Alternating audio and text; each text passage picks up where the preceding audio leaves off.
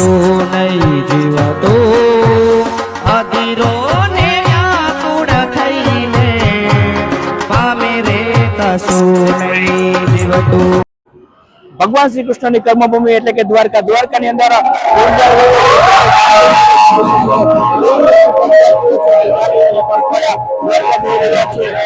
ભગવાન શ્રી કૃષ્ણની પ્રતિમા લઈ અને આ ભાઈ છે તે દ્વારકા જઈ રહ્યા છે। ખાસ આપણે એમની સાથે મુલાકાત કરીશું।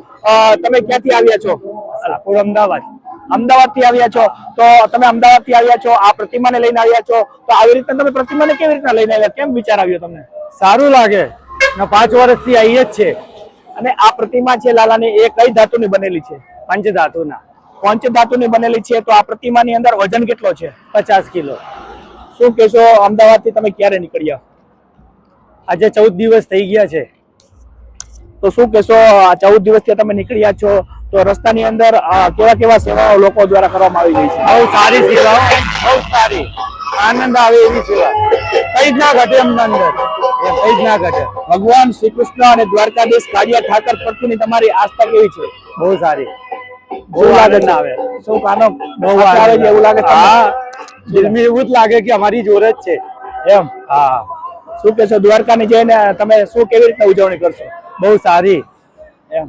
હા હા, બહુ સારી એટલે બહુ સારી। દર્શક મિત્રો, આ જે ભગવાન શ્રી લાલાની પ્રતિમા છે તેમને લઈ અને અમદાવાદ થી છેટ જે પદયાત્રીઓ છે તે જઈ રહ્યા છે। આ પ્રતિમાનો વજન 50 kg થી વધારે છે।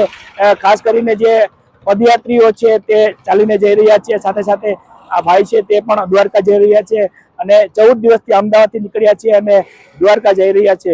ભગવાન લાલાની સાથે જે ફૂલદલ ઉત્સવની ઉજવણી કરવા માટે, ભગવાન કાળિયા ઠાકરની સાથે રંગે રંગાવવા માટે ખાસ પદયાત્રીઓ જઈ રહ્યા છે।